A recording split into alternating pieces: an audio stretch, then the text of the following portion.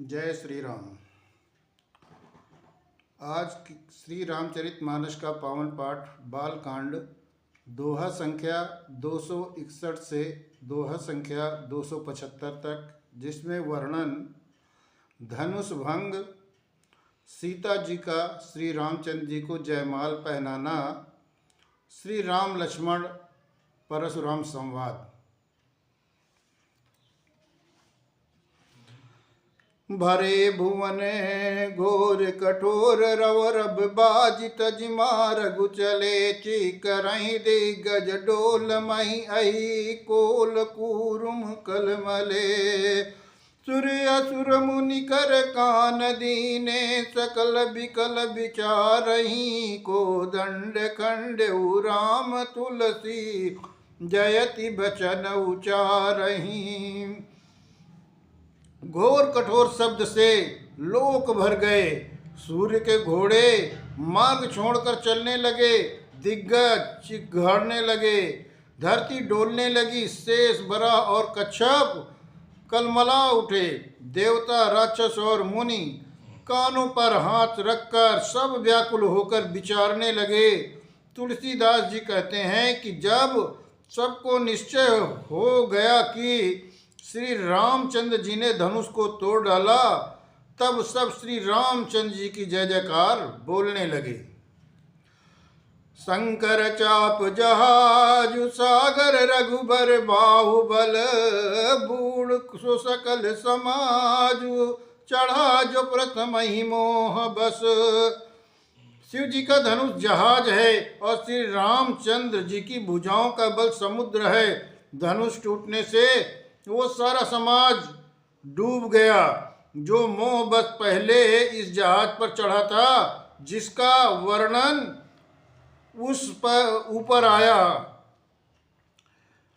प्रभु दो खंड चाप मई डारे देखी लोग सब भय सुखारे कौशिक रूप पयो निधि पावन प्रेम बारी अवगाहु सुहावन।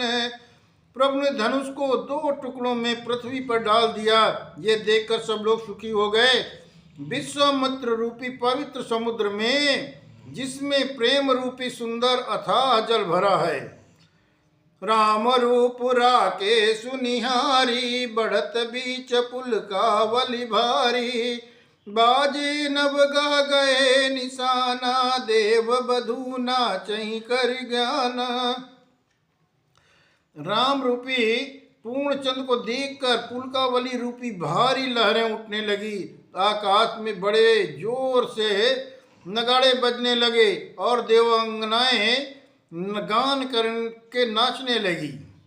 ब्रह्मादिक सुर सिद्ध मुनीसा प्रभु ही प्रशंसई देहि असीसा बरसई सुमन रंग बहुमाला गावई किन्नर गीत रसाला।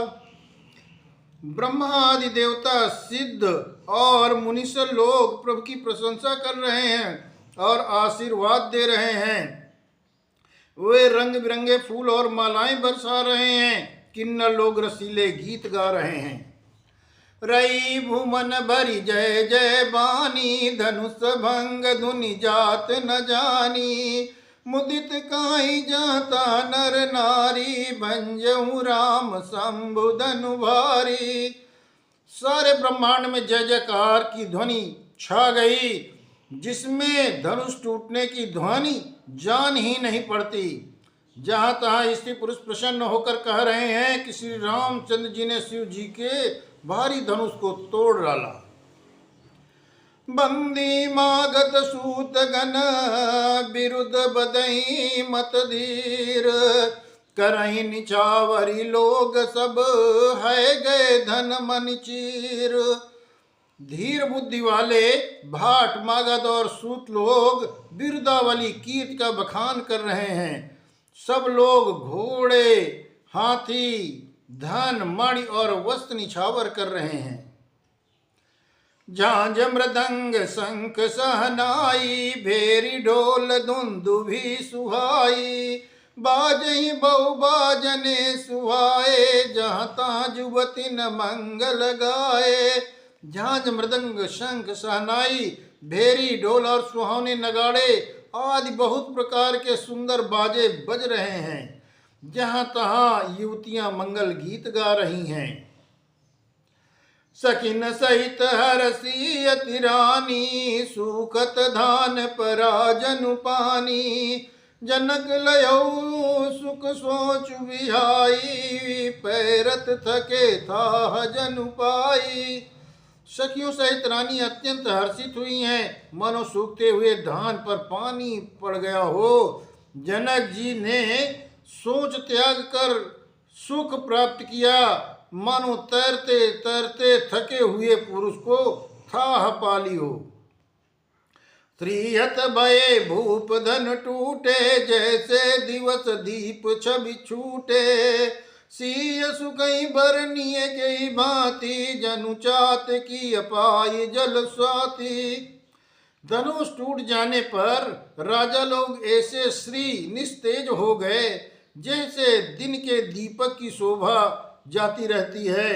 सीता जी का मुख किस प्रकार वर्णन किया जाए, जैसे चातकी स्वाति का जल पाकर हो जाती है। रामई लखन बिलोकत कैसे, ससिह चकोर किशोर कुजैसे। सदानंद तब आय सुदीना, सीता गमन राम पहि कीना। श्री रामचंद्र जी को लक्ष्मण किस प्रकार देख रहे हैं, जैसे चंद्रमा को चकोर का बच्चा देख रहा हो। तब सदानंद जी ने आज्ञा दी और सीता जी ने श्री रामचंद्र के पास गमन किया, प्रस्थान किया। संग सखी सुंदर चतुर, गावहि मंगल चार। गवनी बाल मराल गति, सुषमा अंग अपार। साथ में सुंदर चतुर सखियां मंगलाचार के गीत गा रही हैं। सीता जी बाल हंसियों की चाल से चली, उनके अंगों में अपार शोभा है। सखिन मध्य सिय सोहति कैसे, छबिगन मध्य महा छवि जैसे। कर सरोज जय माल सुहाई, विश्व विजय शोभा जहि छाई। सखियों के बीच सीता जी कैसी शोभित हो रही हैं, जैसे बहुत सी छवियों के बीच में एक महाछवि हो। कर कमल में सुंदर जयमाला, जिसमें विश्व विजय की शोभा छाई हुई है। तन सकोच मन परम उछाऊ, गूढ़ प्रेम लख परई न काऊ। जाई समीप राम छवि देखी, रही जनु कुंवर चित्र अवरेखी। सीता जी के शरीर में संकोच है, पर मन में परम उत्साह है। उनका ये गुप्त प्रेम किसी को जान नहीं पड़ता। समीप जाकर श्री रामचंद्र जी की शोभा देखकर राजकुमारी सीता जी चित्र में लिखी सो सी रह गई। चतुर सकी लखी कहा बुझाई, पहिरावहु जय माल सुहाई। सुनत जुगल कर माल उठाई, प्रेम विवश पहिराई न जाई। चतुर सखी ने ये दशा देखकर समझाकर कहा, सुहावनी जयमाला पहनाओ। ये सुनकर सीता जी के दोनों हाथों में जयमाला उठाई, पर प्रेम के विवश होने से पहनाई नहीं जा रही। सोहत जनु जुग जलज सनाला, शशिय सभीत देत जयमाला। गावई छवि अवलोक सहेली, सिय जयमाल राम उर्मेली। उस समय उनके हाथ में ऐसे सुशोभित हो रहे हैं, मानो डंडियों सहित दो कमल चंद्रमा को डरते हुए जयमाला दे रहे हों। वो इस छवि को देखकर सखियां गाने गा रही हैं। तब सीता जी ने श्री रामचंद्र जी के गले में जयमाला पहना दी। रघुबर उर जयमाल, देखी देव बरसिय सुमन। सकुचे सकल भुआल, जनु विलोकी रवि कुमुद गण। श्री रघुनाथ जी के हृदय पर जयमाला देखकर देवता फूल बरसाने लगे। समस्त राजागण इस प्रकार सकचा गए, मानो सूर्य को देखकर कुंदु का समूह सिकुड़ गया हो। पुर अरु व्योम बाजने बाजे, खल भय मलिन साधु सब साजे, सुर किन्नर नर नाग मुनीसा, जय जय जय जय कही देहि असीसा। नगर और आकाश में बाजे बजने लगे, दुष्ट लोग उदास हो गए और सज्जन लोग सब प्रसन्न हो गए। देवता, किन्नर, मनुष्य, नाग और मुनीश्वर जय जय जय करके आशीर्वाद देने लगे। नाचहि गावहि विविध बधूटी, बार बार कुसुमांजलि छूटी, जाता विप्र देव धुनि करहि, बंदी बिरदावली उच्चरहि। देवताओं की स्त्रियां नाचती गाती हैं, बार बार हाथों से पुष्पों की अंजलियां छूट रही हैं। जहां तहां ब्राह्मण वेद धुन कर रहे हैं और भाट लोग बिरदावली कुल कीर्ति का बखान कर रहे हैं। मई पाताल नाक जसु व्यापा, राम बरियसिय भंजहु चापा, करहि आरती पुर नर नारी, देहि निछावरि वित्त विसारी। पृथ्वी, पाताल और स्वर्ग तीनों लोकों में यश फैल गया कि श्री रामचंद्र जी ने धनुष तोड़ दिया, सीता जी को वरण कर लिया। नगर के नर नारी आरती कर रहे हैं और अपनी पूजी हैसियत के मुताबिक लुटा रहे हैं, सामर्थ्य से भी अधिक को निछावर कर रहे हैं। सोवत सिय राम कय जोरी, छवि सिंगार मनहु एक कटोरी, सखी कहीं प्रभु पद गौ सीता, करति न चरण परस अति भीता। श्री सीता जी रामचंद्र जी की जोड़ी ऐसी सुशोभित हो रही है, मनो सुंदरता और श्रृंगार रस एकत्र हो गए हों। सखियां कह रही हैं, सीते स्वामी के चरण छुओ, किंतु सीता जी अत्यंत भयभीत हुई, उनके चरण नहीं छूती। गौतम तिय गति सुरति करी, नहीं पर सती पग पानी, मन बिय से रघुवंश मनी, प्रीति अलौकिक जानी। गौतम की स्त्री अहल्या की गति का स्मरण करके सीता जी श्री रामचंद्र जी के चरणों को हाथ से स्पर्श नहीं कर रही। सखियों सीता की अलौकिक प्रीति जानकर रघुकुल माणी श्री रामचंद्र जी मन में हंस रहे हैं। तब सिय देखि भूप अभिलाषे, कूर कपूत मूढ़ मन माखे, उठी उठी उठी पहिर सनाहा भागे, जहाँ तहाँ गाल बजावन लागे। उस समय सीता जी को देखकर कुछ राजा लोग ललचा उठे। वे दुष्ट कपूत और मूढ़ राजा मन में बहुत तमतमाए। वे अभागे उठ उठकर कवच पहनकर जहां तहां गाल बजाने लगे। ले उछड़ाई सिय कह को, धर बाधउ नृप बालक दो, तोरे धनुत चाड़ नहीं सरई, जीवत हमहि कुमर को बरई। कोई कहते हैं सीता जी को छीन लो और दोनों राजकुमारों को पकड़कर बांध लो, धनुष तोड़ने से ही चाह नहीं सरेगी, पूरी नहीं होगी। हमारे जीते जी राजकुमारी को कौन ब्याह सकता है। जो विदेह कछु करे सहाई, जीतहु समर सहित दो भाई, साधु भूप बोले सुनि बानी, राज समाज ही लाज लजानी। यदि जनक कुछ सहायता करें तो युद्ध में दोनों भाइयों सहित उसे भी जीत लो। ये वचन सुनकर साधु राजा लोग बोले, इस निर्लज्ज राज समाज को देखकर तो लाज भी नहीं आई। बलु प्रताप वीरता बड़ाई, नाक पिना कहीं संग सिधाई, सोई सूरता की अब कहूँ पाई, अस बुद्धि तो विधि मुँह मसिलाई। अरे तुम्हारा बल प्रताप वीरता बड़ाई और नाक प्रतिष्ठा तो धनुष के साथ ही चली गई। वही वीरता थी कि अब कहीं से मिली।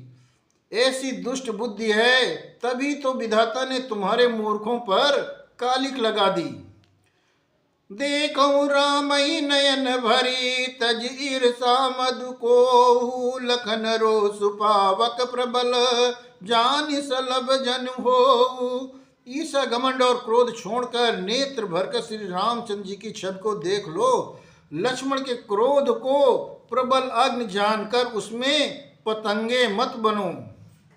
बैन ते बलि जिम चाकागु जिम ससुचैल नाग अरिभागु जिम चाह कुशल कारण को ही पर संपदा चाहे शिवद्रोही। जैसे गरुण का भाग कौवा चाहे, सिंह का भाग खरगोश चाहे, बिना कारण के ही क्रोध करने वाला अपनी कुशल चाहे, शिव जी से विरोध करने वाला सब प्रकार की संपत्ति चाहे। लोभी अलोलुप कल की रति चाहई अकलंकता की कामी लहाई। हरिपद विमुख परम गति चाहा तस तुम्हार लालच नर नाहा। लोभी लालची सुंदर कीर्ति चाहे, कामी मनुष्य निष्कलंकता चाहे तो क्या पा सकता है। और जैसे श्री हरि के चरणों से विमुख मनुष्य परम गति मोक्ष चाहे, हे राजाओं सीता के लिए तुम्हारा लालच भी वैसे ही व्यर्थ है। कोलाहल सुनि सिय सकानी सखी लवाई गई जहरानी। राम सुभाव चले गुर पाही सिय स्नेह बरनत मन माही। कोलाहल सुनकर सीता जी संकित हो गई। तब सखियां उन्हें वहां से ले गई जहां रानी सीता जी की माता थी। श्री रामचंद्र जी मन में सीता जी के प्रेम का बखान करते हुए स्वाभाविक चाल से गुरु जी के पास चले गए। रानी न सहित सोच बस सिया अब धव विविध का करनिया। रानी सहित सोच बस सिया अब धव विधिया का करनिया। भूप वचन सुन इत उत कहीं लखनु राम डर बोली न सकहीं। रानियों सहित सीता जी दुष्ट राजाओं के दुर्वचन सुनकर सोच के बस में हैं कि ना जाने विधाता अब क्या करने वाला है। राजाओं के वचन सुनकर लक्ष्मण जी इधर उधर ताकते हैं, किंतु श्री रामचंद्र के डर से कुछ कह नहीं रहे हैं। अरुण नयन भ्रगुटी कुटिल चितवत नपन सकोप मनौ मत गजगन निरकी सिंह किशोर ही सोप। उनके नेत्र लाल और भौवें टेढ़ी हो गई और वे क्रोध से राजाओं की ओर देखने लगे, मानो मत वाले हाथियों का झुंड देखकर सिंह के बच्चे को जोश आ गया हो। खरबरु देख विकलपुर नारी सब मिल दे ही महीपन गारी। तेहि अवसर सुन शिव धनु भंगा आयो रघुकुल कमल पतंगा। खलबली देखकर जनकपुर की स्त्रियां व्याकुल हो गई और सब मिलकर राजाओं को गालियां देने लगी। उसी मौके पर शिव जी के धनुष का टूटना सुनकर भृगुकुल रूपी कमल के सूर्य परशुराम जी पधार गए। देखी महीप सकल सकुचाने बाज झपट जनु लवा लुकाने। गौर शरीर भूति भल भ्राजा भाल विशाल त्रिपुंड विराजा। इन्हें देखकर सब राजा सपचा गए, मानो बाज के झपटने पर बटेर लुक गए हों, छिप गए हों। गोरे शरीर पर विभूति भस्म बड़ी फब रही है और विशाल ललाट पर त्रिपुंड विशेष शोभा दे रहा है। शीस जटा शशि बदनु सुहावा रिस बस कछुक अरुण होई आवा। भ्रकुटी कुटिल नयन ऋषिराते सहजहि चितवत मनहु रिसाते। सिर पर जटा है, सुंदर मुखचंद क्रोध के कारण कुछ लाल हो गया है। भौवें टेढ़ी और आंखें क्रोध से लाल हैं। सहज ही देखते हैं तो भी ऐसा लगता है जैसे ये क्रोध कर रहे हों। वृषभ कंदमुर बाहु विशाला चारु जनेऊ माल मृगछाला। कटी मुनि बसन तून दुई बांधे धनु सर कर कुठार कल कांधे। बैल के समान ऊंचे पुष्ट कंधे हैं, छाती और भुजाएं विशाल हैं, सुंदर यज्ञोपवीत धारण किए हुए हैं, माला पहने और मृग शर्म लिए हुए हैं, कमर में मुनियों का वस्त्र, बल कल और 2 तरकस बांधे हैं, हाथ में धनुष बाण और सुंदर कंधे पर फरसा धारण किए हुए हैं। शांत बेसु करनी कठिन बरनी न जाई स्वरूप, धरि मुनि तन जनु वीर रसु आयु जहाँ सब भूप। शांत बेस परंतु करनी बहुत कठोर, स्वरूप का वर्णन नहीं किया जा सकता, मानो वीर रस ही मुनि का रूप धारण करके जहाँ पर राजा लोग हैं वहाँ आ गया हो। देखत भृगुपति बेसु कराला, उठे सकल भय विकल भुआला, पितु समेत कही कही निज नामा, लगे करण सब दंड प्रणामा। परशुराम जी का भयानक वेश देखकर सब राजा लोग वैसे व्याकुल हो उठे और अपने पिता सहित अपना नाम कह कहकर सब दंडवत करने लगे। जय सुभाव चितमय हितु जानी, सो जानई जनु आई खुटानी, जनक बहोरी आई सिरुनावासी, बुलाई प्रणाम करावा। परशुराम जी हित समझकर भी सहज ही जिसकी ओर देख लेते हैं वो समझता है मानो मेरी आयु पूरी हो गई है। फिर जनक जी ने आकर सिर नवाया और सीता जी को बुलाकर प्रणाम करवाया। आशीष दीन सखी हरसानी, निज समाज ले गई सयानी, विश्वामित्र मिले दो भाई, पद सरोज में ले दो भाई। परशुराम जी ने सीता जी को आशीर्वाद दिया, सखियां हर्षित हुई और सब वहां अब अधिक देर ठहरना ठीक नहीं समझकर वे सयानी सखियां उनको अपना मंडली में ले गई। फिर विश्वामित्र जी आकर मिले और उन्होंने दोनों भाइयों को उनके चरण कमलों पर गिराया। राम लखन दशरथ के ढोटा, दीन आशीष देखी भल जोटा, राम चितई रहे किलोचन, रूप अपार मार मदमोचन। विश्वामित्र जी ने कहा, ये राम और लक्ष्मण राजा दशरथ के पुत्र हैं। उनकी सुंदर जोड़ी देखकर परशुराम जी ने आशीर्वाद दिया।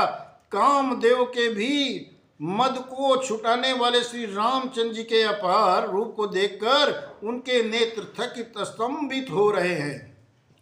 बहुर बिलो की विदेह सने, कहु काह अति वीर, पूछत जानी अजान जिमी, व्यापे को पुशरीर।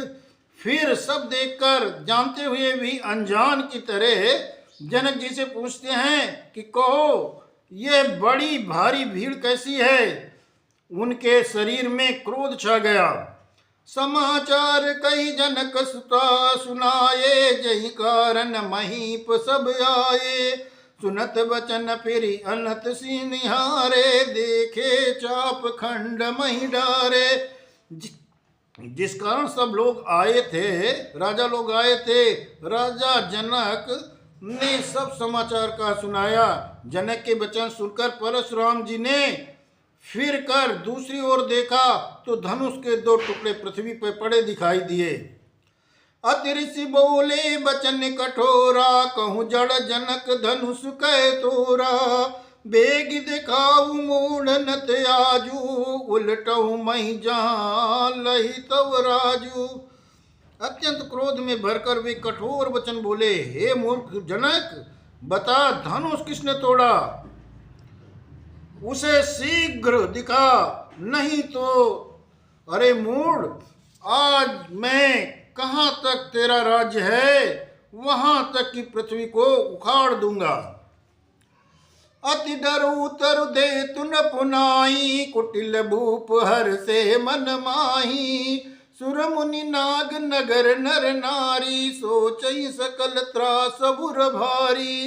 राजा को अत्यंत डर लगा जिसके कारण वे उत्तर नहीं देते। ये देखकर कुटिल राजा मन में प्रसन्न हो रहे हैं। देवता, मुनि, नाग और नगर के स्त्री पुरुष सभी सोच में पड़ गए कि सबके हृदय में बड़ा भय है। मन पछताति सिय महतारी, विधि अब संवरी बात बिगारी। भृगुपति कर सुभाव सुन सीता, अरद निमेष कलप शम बीता। सीता जी की माता मन में पछता रही हैं कि हाय, विधाता ने अब बनी बनाई बात बिगाड़ दी। परशुराम जी का स्वभाव सुनकर सीता जी को आधा क्षण भी कल्प के समान बीतने लगा। सबय बिलो के लोग सब जान जान की भीर, हृदय न हरस विषाद कछ बोले श्री रघुवीर। तब श्री रामचंद्र जी सब लोगों को भयभीत देखकर और सीता जी को डरी हुई जानकर बोले कि उनके हृदय में ना कुछ हर्ष था ना विषाद। नाथ शंभु धनु भंजनिहारा, होई केउ एक दास तुम्हारा। आयसु का कहिय कि न मोही, सुन रिसाई बोले मुनि कोही। हे नाथ, शिव जी को धनुष तोड़ने वाला आपका कोई एक दास ही होगा, क्या आज्ञा है, मुझसे क्यों नहीं कहते। ये सुनकर क्रोधी मुनि ऋषा कर बोले, सेवक सोज करे सेवकाई, हरि करनी करि करई करिय लड़ाई। सुनौ राम जय शिव धनु तोरा, सहस बाहु सम सोरिप मोरा। सेवक वो है जो सेवा का काम करे, शत्रु का काम करके तो बड़ाई ही करनी चाहिए। हे राम सुनो, जिसने शिव जी के धनुष को तोड़ा है वो सहस्त्र बाहु के समान मेरा शत्रु है। सो बिलगाऊ बिहाई समाजा, नत मारे जई हैं सब राजा। सुनि मुनि बचन लखन मुस्काने, बोले परसु धरहि अपमाने। वो इस समाज को छोड़कर अलग हो जाए, नहीं तो सभी राजा मारे जाएंगे। उनके वचन सुनकर लक्ष्मण जी मुस्कुराए और परशुराम जी का अपमान करते हुए बोले, बहु धनु ही तोरी लरिकाई, कबहु न असिरिस कीन गोसाई। यही धनु पर ममता के ही हेतु, सुन रिसाई कह भृगुकुल केतु। हे गोसाई, लड़कपन में हमने बहुत सी सारी धनुइयां तोड़ डाली, किंतु आपने ऐसा क्रोध कभी नहीं किया। इसी धनुष पर इतनी ममता किस कारण है। ये सुनकर भृगवंश के ध्वजा स्वरूप परशुराम जी कुपित होकर कहने लगे, नृप बालक काल बस बोलत तो ही न संभार। धनुई सम त्रिपुरारी धनु, विदित सकल संसार। अरे राजपुत्र, काल के बस होने से तुझे बोलने में कुछ भी होश नहीं है। सारे संसार में विख्यात शिव जी का ये धनुष क्या धनुई के समान है। लखन कहा हंसी हमरे जाना, सुनहु देव सब धनुष समाना। काछति लाभ जून धनु तोरे, देखा राम नयन के भोरे। लक्ष्मण जी ने हंसकर कहा, हे देव सुनिए, हमारे जान में तो सभी धनुष एक ही समान होते हैं। पुराने धनुष के तोड़ने से क्या हानि लाभ है। श्री रामचंद्र जी ने तो इसे नवीन के धोखे से देखा था। छुअत टूट रघुपति न दोषु, निबुन काज करिय कतुरोसु। बोले चितई परसु की वोरा, रे सट सुनिय सुभाव न मोरा। फिर ये तो छूटते ही टूट गया, इसमें रघुनाथ जी का कोई दोष नहीं है। मुनि, आप बिना ही कारण किस लिए क्रोध कर रहे हैं। परशुराम जी अपने फरसे की ओर देखकर बोले, रे दुष्ट, तूने मेरा स्वभाव नहीं सुना। बालक बोली बधौ नहीं तोही, केवल मुनि जड़ जानी है मोही। बाल ब्रह्मचारी अति कोही, विश्व विदित क्षत्रिय कुल द्रोही। मैं तुझे बालक जानकर नहीं मारता। अरे मूर्ख, क्या तू मुझे निरा मुनि ही जानता है। मैं बाल ब्रह्मचारी और अत्यंत क्रोधी हूँ, क्षत्रिय कुल का शत्रु तो विश्व भर में विख्यात हूँ। भुजबल भूमि भूप बिनु कीनी, विपुल बार मही देव नदीनी, सहस बाहु भुज छेदनिहारा, परसु बिलोकु महीप कुमारा। अपनी भुजाओं के बल से मैंने पृथ्वी को राजाओं से रहित कर दिया और बहुत बार उसे ब्राह्मणों को दे डाला। हे राजकुमार, सहस्त्र बाहु की भुजाओं को काटने वाले मेरे इस फरसे को देख।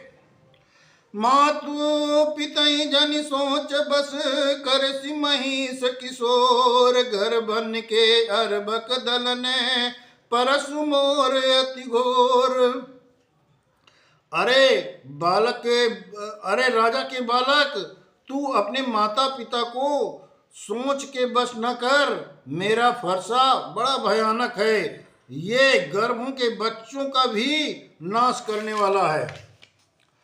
82 लखन बोले मृदुबानी, अहो मुनीस महाभट मानी, पुनि पुनि मोहि दिखाओ कुठारू, चाहत उड़ा मन फूंकी पहाड़ू। लक्ष्मण जी हंसकर कोमल वाणी में बोले, अहो मुनीश्वर, तो आपने तो बड़ा भारी योद्धा समझते हैं, बार बार मुझे कुल्हाड़ी दिखाते हैं, फूंक से पहाड़ उड़ाना चाहते हैं। यहाँ कुमड़ बतिया को नाही, जे तरजनी देखी मर जाही, देखी कुठारु सरासन बाना, मैं कछु कहा सहित अभिमाना। यहाँ कोई कुमड़े की बतिया नहीं है, छोटा कच्चा फल नहीं है, जो तर्जनी को देखकर, सबसे छोटी उंगली को देखकर ही मर जाती है। कुठार और धनुष बाण देखकर ही मैंने कुछ अभिमान सहित कहा था। भृगुसुत समुझ जनेऊ बिलो की, जो कछु कहु सहु ऋषि रोकी, सुरमय सुर हरि जने अरुगाई, हमरे कुलैन पर न सुहाई। रघुवंशी समझकर और यज्ञोपवीत देखकर तो जो कुछ आप कहते हैं उसे मैं क्रोध को रोक कर सह लेता हूँ। देवता, ब्राह्मण, भगवान के भक्त और गौ, इन पर हमारे कुल में वीरता नहीं दिखाई जाती। बंधे पापु अपकीरति हारे, मारता हूँ पापरिय तुम्हारे, कोटि कुलिस सम बचनु तुम्हारा, व्यर्थ धरऊं धनु बानु कुठारा। क्योंकि इन्हें मारने से पाप लगता है और इनसे हार जाने पर अपकीर्ति होती है, इसलिए आप मारें तो भी आपके पैर ही पकड़ना चाहिए। आपका एक एक वचन ही करोड़ों वज्रों के समान है। धनुष बाण और कुठार तो आप व्यर्थ ही धारण करते हैं। जो बिलोक अनुचित कहु क्षमऊ महामुनि धीर, सुनि सरोस भृगुवंश मणि, बोले गिरा गंभीर।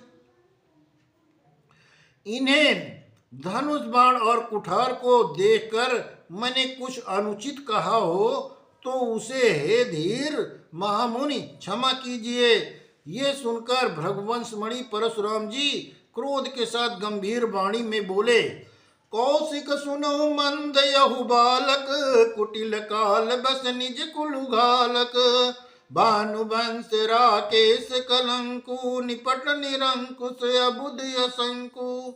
हे विश्वामित्र सुनो, ये बालक बड़ा दुबुद्धि और कुटिल है, काल के बस होकर ये अपने कुल का घातक बन रहा है। ये सूर्यवंशी पूर्णचंद का कलंक है, ये बिल्कुल उद्दंड, मूर्ख और निडर है। काल कवल मोहि अछन माही, कहु पुकार खोरी मोहि नाही, तुम हट कहूँ जो चाहु उबारा, कही प्रताप बल रोष हमारा। अभी क्षण भर में ये काल का ग्रास हो जाएगा, मैं पुकार कर कह देता हूँ, फिर मुझे दोष नहीं देना। यदि तुम इसे बचाना चाहते हो तो हमारा प्रताप, बल और क्रोध बतलाकर इसे मना कर दो। लखन ने कहो मुनि सुजसु तुम्हारा, तुम ही अछत को बर नहीं पारा, अपने मुँह तुम आपनी करनी, बार अनेक भांति बहुबरनी। लक्ष्मण जी ने कहा, हे मुनि, आपका सुयश आपके रहते हुए दूसरा कौन वर्णन कर सकता है।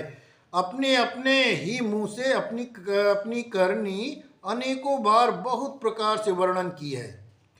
नहीं संतोष तपुनि कुछ कहु, जन ऋष रोक दुसा दुख सहु। वीर व्रती तुम धीर यशोभा, गारी देत न पावहु शोभा।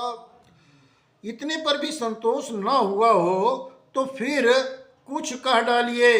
क्रोध रोक कर असहाय दुख मत सहिए। आप वीरता का व्रत धारण करने वाले धैर्यवान और क्षोभ रहित हैं, गाली देते शोभा नहीं पाते। सूर समर करनी करई कहीं न जना मही, आप विद्यमान रन पाई रिपु, कायर कथई प्रताप। सूरवीर तो युद्ध में करनी सूरवीरता का कार्य करते हैं, कहकर अपने को नहीं जनाते। शत्रु युद्ध में उपस्थित पाकर कायर ही अपने प्रताप की डींग मारा करते हैं। तुम तो कालुहा कुजन लावा, बार बार मोहि लागी बुलावा। सुनत लखन के बचन कठोरा, परस सुधारी धर्यो कर घोरा। आप तो मानो काल को हाँक कर लगाकर बार बार उसे मेरे लिए बुलाते हैं। लक्ष्मण जी के कठोर वचन सुनते ही परशुराम जी ने अपने भयानक फरसे को सुधार कर हाथों में ले लिया। अब जनि देव दोष मोहि लोगु, कटुवादी बालक बद जोगु। बाल बिलो की बहुत मैं बाचा, अब यौवन मरनिहार भाषाचा। और बोले अब लोग मुझे दोष न दें, ये कड़वा बोलने वाला बालक मारे जाने योग्य ही है। इस बालक को देखकर मैंने बहुत बचाया, पर अब ये सचमुच मरने को ही आ गया। कौशिक कहा क्षमीय अपराधु, बाल दोष गुण गनई न साधु। कर कुठार मैं अकरुण को ही, आगे अपराधी गुरुद्रोही। विश्वामित्र जी ने कहा अपराध क्षमा कीजिए, बालक के दोषों को और गुरु को साधु लोग नहीं गिनते। परशुराम जी बोले तीखी धार का कुठार मैं दया रहित और क्रोधी, और यह गुरुद्रोही और अपराधी मेरे सामने। उतर देत छोड़ो बिन मारे, केवल कौशिक शील तुम्हारे। नत यही काट कुठार कटोरे, गुरुर होते श्रम थोरे। उत्तर दे रहा है, इतने पर भी मैं इसे बिना मारे छोड़ रहा हूँ। सो हे विश्वामित्र जी, मेरा तुम्हारे शील प्रेम से नहीं तो इस कुठार से काट कर थोड़े में ही परिश्रम में गुरु के ऋण से उऋण हो जाता। गादि सुन का हृदय हसी, मुनि करिय अपना सूझ। आय मैं खाण न ऊक मैं, अजहु न बूझ अबूझ। गादि सुन का हृदय हसी, मुनि का हरि करिय सूझ। आय मैं खाण न ऊक मैं, अजहु न बूझ अबूझ। विश्वामित्र ने हृदय में हंसकर कहा मुनि को हरा ही हरा सूझ रहा है, अर्थात सर्वत्र विजयी होने के कारण ये श्री राम लक्ष्मण को भी साधारण क्षत्रिय समझ रहे हैं, किंतु ये लोहमयी केवल फौलाद की बनी हुई है। खांड मतलब खड़क, ऊख की रस्सी खांड नहीं है जो मुंह में लेते ही गल जाए। खेद है मुनि अब भी बेसमझ बने हुए हैं, इनके प्रभाव को नहीं समझ पा रहे हैं।